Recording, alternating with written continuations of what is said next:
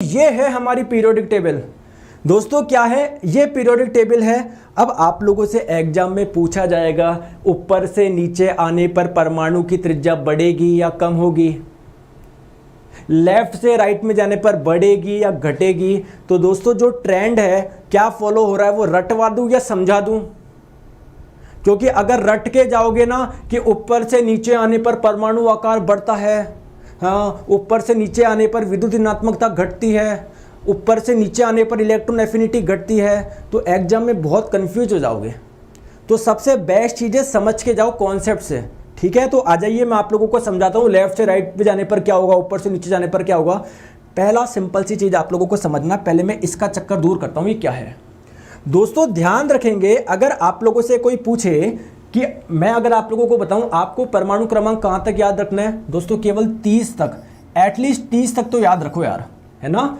Hydrogen, helium, lithium, beryllium, boron, carbon, nitrogen, oxygen, fluorine, neon, sodium, magnesium, aluminium, silicon, phosphorus, sulphur, chlorine, argon, potassium, calcium, scandium, titanium, vanadium, chromium, manganese, iron, cobalt, nickel, copper, zinc. केवल 30 तक याद रख लो, इससे ज़्यादा याद मत रखो। अब आपके मन में क्वेश्चन आएगा सर एग्जाम में ये पूछ लिया तो, ये पूछ लिया तो, बिल्कुल पूछ सकता है। तो दोस्तों एग्जाम में वही चीज़ पूछेगा जिसकी कुछ एक विशेष कैरेक्टरिस्टिक होगी, है ना। तो वो मैं आप लोगों को एक एक चीज़ बताता चला जाऊंगा। बस आप लोग अभी मन में ये मान के चलिए कि मुझे केवल और केवल 30 तक याद रखना है और आपके इजीली याद हो जाएंगे। समझ में आ गया? ठीक है दोस्तों, अगर आप लोगों से कोई पूछे कि 57 परमाणु क्रमांक किसका है, तो आप लोगों को याद रखना है किसका होता है, लैंथनम का होता है। दोस्तों इस 57 के आगे 14 एलिमेंट ऐसे थे, 14 तत्व ऐसे थे जिनकी प्रॉपर्टी लैंथनम की जैसे थी।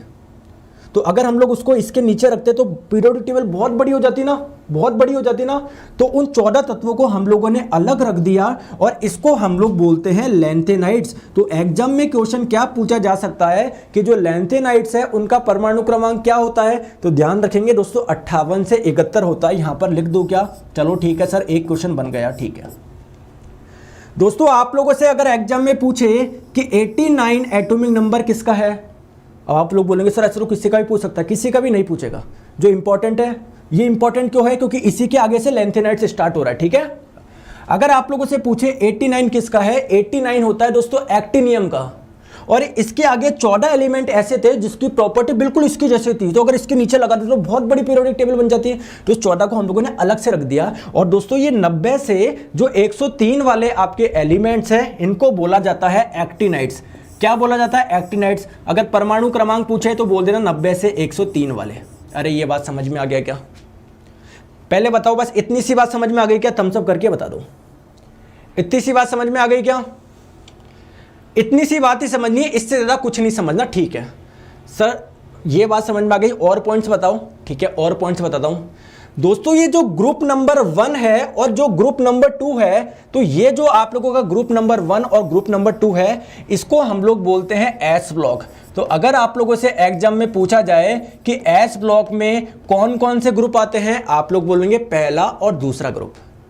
दोस्तों यहां से 13वें ग्रुप से जो 18वें ग्रुप है, ये पूरा का पूरा आप लोगों का आता है पी ब्लॉक में। तो अगर आप लोगों से कोई पूछे कि पी ब्लॉक कौन से वर्ग से कौन से वर्ग तक है, दोस्तों 13वें से 18वें तक।